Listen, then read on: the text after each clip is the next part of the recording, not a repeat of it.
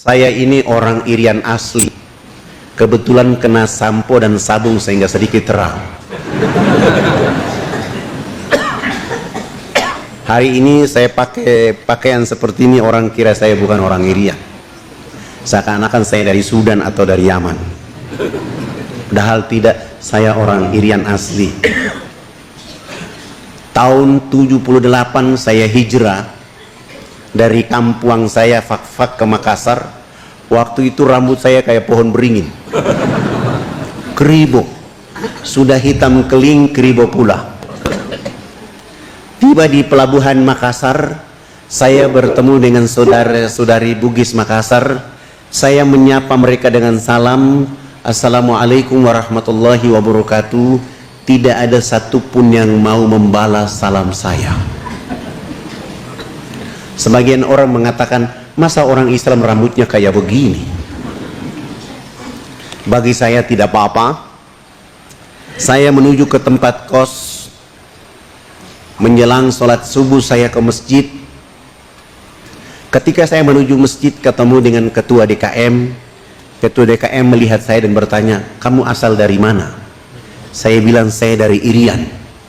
Begitu saya jawab dari Irian, ketua DKM jalan mempercepat langkah meninggalkan saya. Duluan ke masjid. Saya jalan pelan-pelan ke masjid. Ternyata begitu saya sampai ke masjid, ketua DKM sudah menyiapkan dua pemuda yang badannya kekar, besar, menyuruh mereka mengawasi saya saat berwudu sampai sholat sunat. Begitu sholat berjamaah, kedua pemuda itu berdiri di kanan dan kiri saya. Itu terjadi tidak saja sholat subuh, sholat duhur pun saya diawasi, sholat asar, sholat maghrib, sholat isya pun saya diawasi. Selesai sholat isya saya kembali ke tempat kos saya sedang makan malam. Ketua DKM menyuruh ketua RT datang ketemu saya. Assalamualaikum. Waalaikumsalam. Mohon maaf, saya ketua RT di sini. Oh, mohon maaf Pak RT, saya belum lapor diri. Saya datang ke sini untuk meminta, ini saya ada bawa Al-Quran, untuk menguji Anda apakah Anda Muslim atau tidak. Saya bilang, Pak RT, mohon maaf, saya selesaikan makan malam saya dulu. Saya makan cepat-cepat, sesudah itu saya cuci tangan dan saya datang menghadap ketua RT. Pak RT mengatakan, supaya membuktikan Anda ini benar-benar Muslim, tolong baca Quran ini. Saya bilang sama Pak RT, Pak RT mohon maaf, sebelum saya baca, saya minta Pak RT baca terlebih dahulu. Alhamdulillah, ketua RT saya ternyata belum bisa baca Quran. Dan saya bilang, sampaikan salam hormat, besok subuh saya akan memimpin sholat subuh di masjid kita. Alhamdulillah, begitu saya memimpin sholat subuh akhirnya, seluruh keluarga, sahabat, teman di situ menjadi keluarga dan orang tua saya di sana. Saya pergi ke kampus mengikuti mata kuliah agama Islam. Begitu saya masuk ke ruangan itu, ternyata di ruangan itu semua orang gagah, ganteng, cantik. Sayalah yang mengotori ruangan itu. Pagi-pagi kami datang, ketemu dengan kepala suku. Kepala suku langsung bicara, anak, mandi yang benar itu yang anak ajarkan. Bapak kemarin dimandikan oleh Sang Pencipta sehingga Bapak tidur menjadi enak. Selama ini Bapak belum pernah tidur enak seperti tadi malam. Oh, bagaimana kalau pagi ini Bapak ikut mandi? Dengan senang hati beliau ikut kami ke sungai, mandi, resmi bilas, naik. Beliau tidur dari jam 10 pagi sampai jam 3 sore hari itu. Begitu dia bangun tidur langsung kampanye kepada wilayah adat beliau. Besok pagi yang berkumpul di lapangan dekat sungai sebanyak 3.712 orang. Tua, muda, besar, kecil, laki-laki, perempuan, untuk datang belajar mengikuti mandi pakai sabun mandi yang kami bawa. Kami bawa sabun mandi 7 karton tidak cukup, terpaksa satu sabun dibagi 4 dan memulai pelajaran mandi. Dari jam 8 pagi sampai jam 12 siang belum tuntas. Saya skorsing pelajaran mandi karena kami mau sholat duhur. Dan 1 minggu sebelumnya kami sudah buat panggung di tengah lapangan menjadi musola dan masjid kami. Karena tidak bisa sholat di atas tanah, babi sangat banyak. Kami wudhu selesai, saya bilang sama kepala suku, yang sudah mandi jangan pulang, yang belum mandi juga jangan pulang. Nanti selesai sholat subuh, sholat duhur, kami akan melanjutkan pelajaran itu. Kami 20 orang naik di atas panggung, yang sudah mandi maupun yang belum mandi, mereka duduk di bawah panggung. Salah satu dai dia qomat dan saya takbir. Allahu Akbar. 19 dai pun ikut takbir Allahu Akbar. Begitu kami takbir, yang sudah mandi maupun yang belum mandi, yang dulu di bawah panggung, semuanya serentak berdiri, berputar keliling panggung sholat dengan berlawanan arah jarum jam. Mereka tawaf seakan-akan kami itu Ka'bah. Apa yang mereka lakukan? Mereka berputar keliling panggung sholat untuk memperhatikan gerakan-gerakan sholat duhur yang kami lakukan. Begitu saya salam ke kanan, saya udah itu salam ke kiri, kepala suku besar langsung loncatnya di atas panggung. Anak! Kenapa anak dengan teman-teman berdiri dan angkat tangan dan mulutnya bicara-bicara? Itu maksudnya apa? Saya bilang subhanallah, baru mandi cerdas begini. Saya berusaha menjawab pertanyaan yang masuk di akal dan pikiran mereka.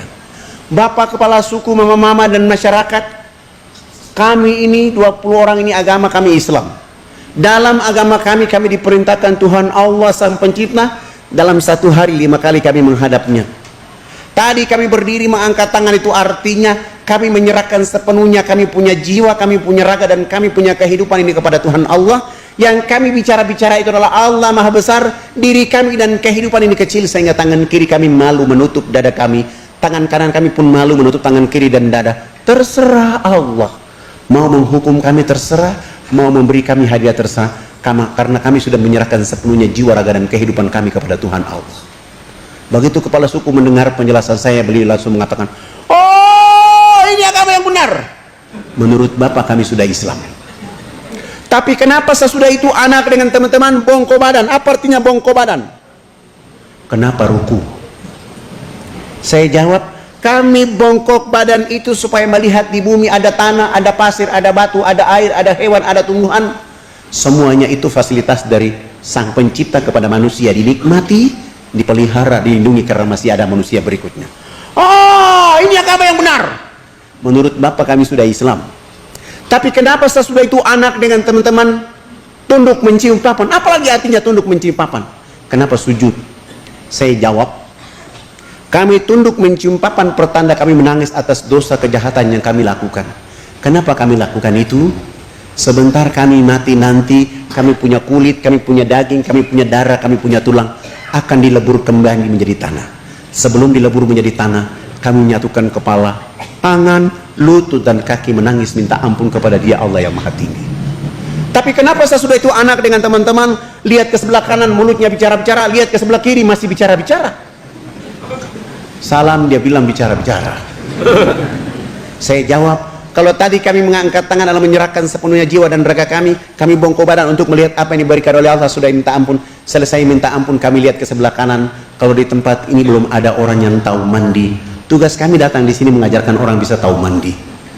Melihat ke sebelah kanan, kalau belum ada orang yang tahu berpakaian, tugas kami mencari pakaian untuk menutup tubuh badannya. Ada yang lapar, tugas kami mencari makan. Ada yang sakit, tugas kami mencari obat. Sesudah itu melihat ke sebelah kiri, kalau di tempat ini belum ada orang yang mengenal Allah dan Rasulnya, tugas kami datang ke sini untuk memperkenalkan Allah Rasulnya kepada mereka. Begitu mendengar penjelasan saya, kepala suku langsung mempersilahkan kami 20 orang. Tidak boleh lagi dulu di atas panggung, kami turun duduk bergabung dengan masyarakat di bawah. Mereka 6 kepala suku naik di atas panggung menggantikan kami. Bukan sholat tapi rapat membahas kehadiran di sana. Setelah rapat selesai, kepala suku besarnya berdiri dan menyampaikan pengumuman buat kami yang ada di lapangan itu. Hari ini kita senang, hari ini kita bahagia, karena anak-anak ini sudah datang mengajarkan agama yang benar di kampung kita.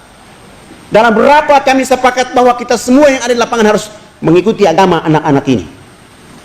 Begitu mendengar kalimat itu, kami 20 orang langsung sujud dan menangis kepada Allah. Terima kasih Allah ya Rabb. Kami malu kepada mereka ya Allah. Kami tidak bawa apa-apa, kami hanya bawa kalimat-Mu, Engkau, kalimat la ilaha illallah Muhammad Rasulullah untuk mereka. Kami malu, kami hanya bawa sabun, sampo, odol, sikat gigi untuk mereka. Lalu saya menguatkan diri untuk membimbing mereka mengucapkan 2 kalimat syahadat. Tapi kami pun tidak kuat, karena mereka dalam keadaan telanjang, dalam keadaan bau badan. Tapi hati mereka begitu tulus untuk menyebut asyhadu an la ilaha illallah wa asyhadu anna Muhammad Rasulullah. Ya Allah, kuatkan dakwah ini. Ya Allah, jaga negeri ini. Ya Allah, kuatkan hati mereka dengan agama ini, agar mereka akan tumbuh menjadi hamba-Mu yang menjaga negeri ini dengan agama-Mu. 3.712 orang pun tanpa beban, kecuali mengucapkan 2 kalimat syahadat. Setelah mereka mengucapkan 2 kalimat syahadat, 1 minggu kemudian program berikut yang kami lakukan adalah mengganti nama-nama mereka.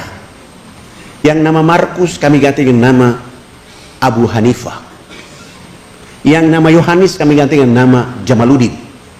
Yang nama Paulus kami ganti nama dengan nama Tajuddin.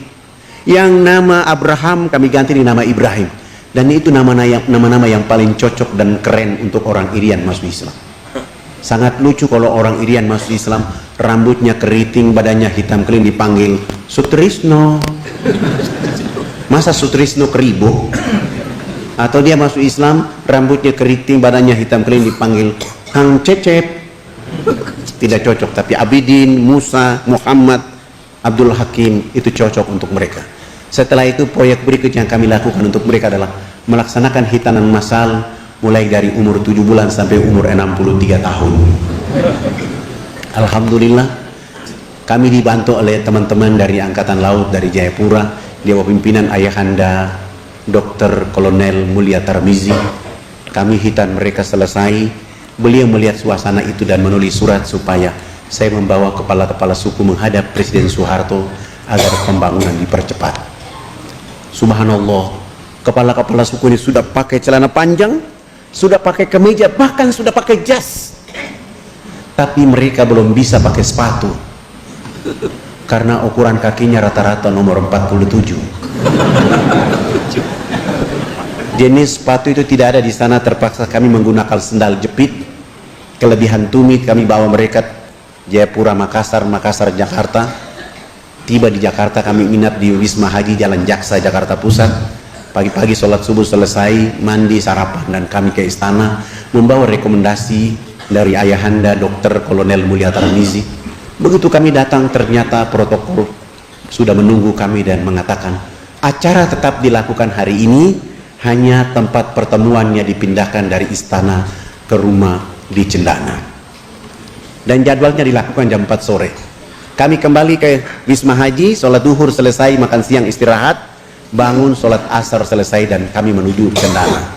Begitu kami datang, subhanallah, seorang kayak Soeharto di tengah-tengah kehidupan kesibukan kenegaraannya, beliau berdiri menyambut kehadiran kepala-kepala suku, bersalaman, berpelukan, dibawa masuk di ruang tamu, dikasih makan, dikasih minum, dikasih oleh-oleh. Pak Harto pun menyediakan uang tiket buat kami untuk pulang.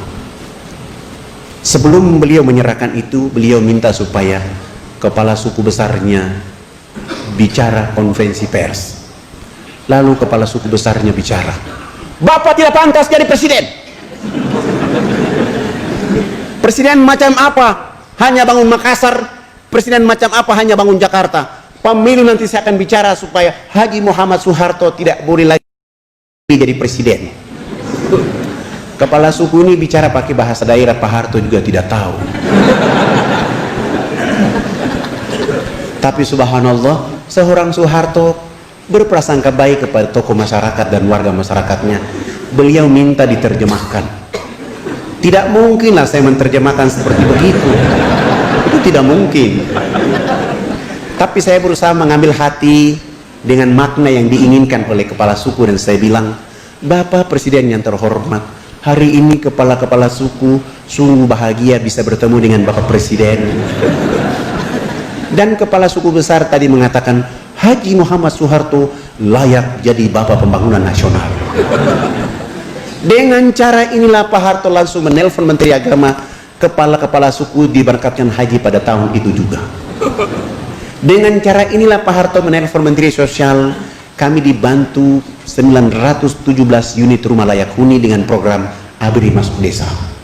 Dengan cara ini pun Pak Harto menyumbang 1000 karung pakaian serba baru. Pak Harto pun menyumbang 28 masjid, dan dakwah Jakarta ke kampung sana tidak menggunakan kapal laut tapi menggunakan pesawat Hercules. Alhamdulillah, karya dari seorang Soeharto. Hari ini kita lihat anak-anak muslim di sana sudah mulai bangkit. Ada yang jadi bupati, ada yang calon bupati, ada yang DPR. Mereka ingin naik. Dan yang tadi tidak ada Islam hari ini bangkit menjadi negeri yang menuju peradaban baru untuk Indonesia. Bapak Ibu yang